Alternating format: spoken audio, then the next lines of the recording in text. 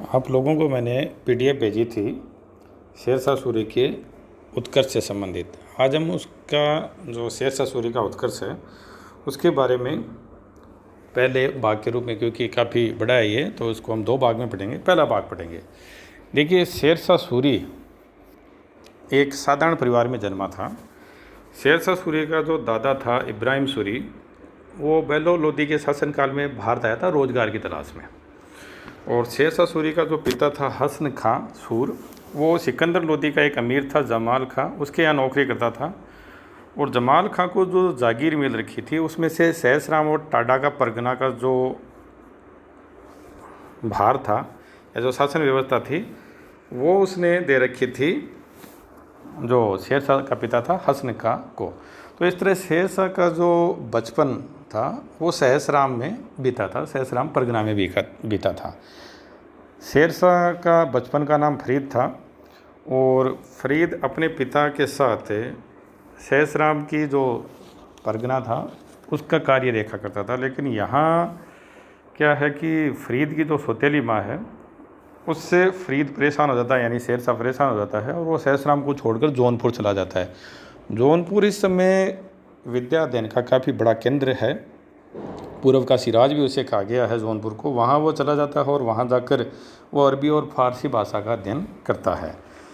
पर जल्दी ही फरीद और उसके पिता के बीच में समझौता हो जाता है, उनका आपस में मेल हो जाता है और एक बार फिर से फरीद अपने पिता की जागीर है जो सहसराम और टाडा, उसको देखने लगता है, उसका प्रबंध वो देखता है। पर फरीद के जब पिता की मृत्यु होती है, यानी जब फरीद का पिता हसन का सूर मृत्यु को प्राप्त हो जाता है, तो उसके बाद फरीद की मुश्किलें बढ़ जाती है। कारण यह है कि उसका भाई सुलेमान था, वो चाहता था कि जागीर का बंटवारा हो जाए उसमें और फरीद में जागीर को बांट दिया जाए, और फरीद इसके पक्ष में नहीं था। लेकिन फिर भी जब दूसरे लोग इसमें हस्तक्षेप करते हैं तो इन सब से परेशान होकर फरीद दक्षिण बिहार का जो शासक है बहार खां लोहानी, उसके यहाँ चला जाता है, उसकी सेवा में चला जाता है नौकरी की तलाश में। फरीद की योग्यता से प्रभावित होकर जो बहार खां लोहानी है उसे न केवल नौकरी देता है बल्कि अपने पुत्र जलाल खां का संरक्षक भी नियुक्त कर देता है। उसके देख रेख और उसकी योग्यता में अभिवृद्धि के लिए वो फरीद को नियुक्त कर देता है।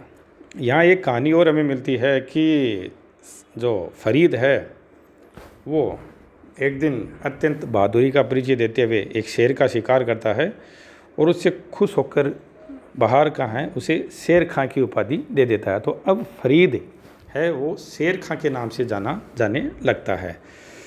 पर जल्दी ही बहार खां लोहानी और शेर खां के भी संबंध बिगड़ जाते हैं और एक बार फिर शेर खां आजीविका की तलाश में, नौकरी की तलाश में मुग़ल बादशाह बाबर के पास चला जाता है।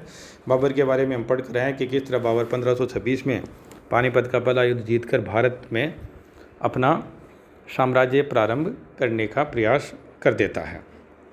बाबर के पास वो 1526 से 1528 तक बाबर के पास रहता है, उसकी सेवा में रहता है। और 1528 के आखिर में एक बार फिर से जो शेर खां है वो बाबर का साथ छोड़ देता है और एक बार फिर से बहार खां लोहानी के पास ही आ जाता है। बहार खां लोहानी इस समय मोहम्मद शाह के नाम से बिहार, खासकर दक्षिण बिहार पे अपना शासन कर रहा होता है। अब यहाँ शेर खां के जीवन में एक महत्वपूर्ण पड़ाव आता है। वो महत्वपूर्ण पड़ाव ये है कि सुल्तान मोहम्मद शाह की मृत्यु हो जाती है। उसका नाबालिग बेटा, अल्पायु का बेटा जलाल खां दक्षिण बिहार का शासक बनता है और उसकी माँ उसकी संरक्षक बनती है और शेर खां उसका सहायक बन जाता है। तो अब शेर खां एक तरह से यहाँ जो दक्षिण बिहार है यहाँ नंबर 2 की पोजीशन में आ जाता है। जलाल खां तो नाम मात्र का शासक है क्योंकि वो तो अभी एक छोटा बच्चा है। उसकी माँ उसकी तरफ से शासन देख रही है और उसकी सहायता के लिए कौन नियुक्त है?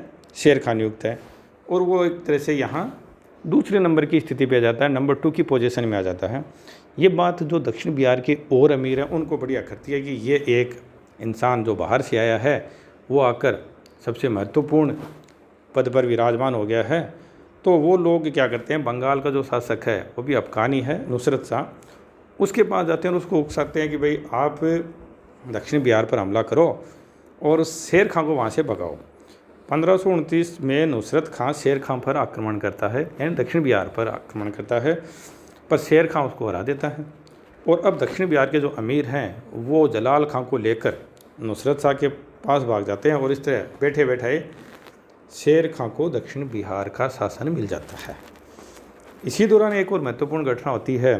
चुनार का एक महत्वपूर्ण किला था और उस किले का किलेदार था ताज खां। उसकी मृत्यु हो जाती है और उसकी जो पत्नी है लाड मलिका, वो शेर खां से विवाह कर लेती है और इस तरह शेर खां को चुनार का किला भी मिल जाता है, जो उसको और ज़्यादा ताकतवर बना देता है। अब इसी दौरान 1533 में पहली बार शेर खां और हुमायूं के बीच भी संघर्ष होता है, पर जल्दी दोनों एक दूसरे से संधि कर लेते हैं, क्योंकि शेर खां अभी इतना ताकतवर नहीं हुआ था कि वो हुमायूं से उलझ सके या हुमायूं से लड़ सके। हुमायूं भी इस समय अपन पीछे देख कर रहे हैं कि जो गुजरात का शासक था बहादुर शाह, उसको निपटाना चाहता था, तो दोनों एक दूसरे से इस समय इस स्थिति में नहीं थे कि संघर्ष कर सकें। तो यहाँ संधि कर लेते हैं और शेर खां का उद्देश्य ये होता है कि पहले खुद को ताकतवर बनाया जाए, और जब हुमायूं की तरफ से वो निश्चिंत हो जाता है कि भाई हुमायूं की तरफ से एक बार कोई खतरा नहीं है, उससे संधि कर चुका है वो, तो उसके बाद वह 1534 में बंगाल पर आक्रमण करता है। 1534 में जो बंगाल का आक्रमण है, इसको सूरजगढ़ का युद्ध भी कहा गया है। इस युद्ध में जो बंगाल का शासक अब नया बन चुका है महमूद शाह, उसको शेर खां पराजित कर देता है और इस तरह से वो बिहार और बंगाल का एकमात्र शासक बन जाता है।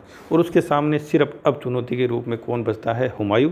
उसके बारे में आगे पढ़ेंगे कि किस तरह से वो हुमायूं को निपटाता है, किस तरह से वो हुमायूं को पराजित करके भारत से भागने को मजबूर करता है और किस तरह से वो मुग़ल साम्राज्य जो है उस पर अधिकार कर कर अगला दिल्ली और आगरा का शासक बनता है। वो अगले भाग में पढ़ेंगे। तो यहाँ आपको मैंने जो बताया है उसको एक बार फिर से सार रूप में देखें कि किस तरह शेर शाह सूरी, जिसका बचपन का नाम फरीद है, वो एक छोटे से परगने के, जिसे हम कहें कि जागीरदार के पुत्र के रूप में अपना जीवन प्रारंभ करता है, जो जौनपुर जाता है, वहाँ विद्या अध्ययन करके खुद को एक बार फिर से वो अपने पिता के पास आता है और वहाँ एक बार फिर संबंध बिगड़ने पर वो दक्षिण बिहार के शासक बहार खां लोहानी के पास आ जाता है। वहाँ से वो बाबर की सेवा में भी चला जाता है। फिर बाबर से वापस वो बहार खां लोहानी के पास आता है। बहार खां लोहानी की मृत्यु के बाद वह उसके पुत्र के संरक्षक के रूप में, उसकी माता जो है उसके सहायक के रूप में काम करता है। और जब बंगाल का शासक 1529 में उस पर आक्रमण करता है तो वो उसको पराजित कर देता है और इस तरह वो दक्षिण बिहार का शासक बन जाता है। वह चुनार के किलेदार ताज खां की मृत्यु के बाद उसकी पत्नी लाड मलिका से विवाह करके चुनार का किला भी अपने कब्जे में कर लेता है। और सबसे महत्वपूर्ण 1534 में जब वो बंगाल पर आक्रमण करके सूरजगढ़ के युद्ध में बंगाल के शासक को पराजित करता है और इस तरह से अब वह दक्षिण बिहार और बंगाल का स्वामी बन जाता है।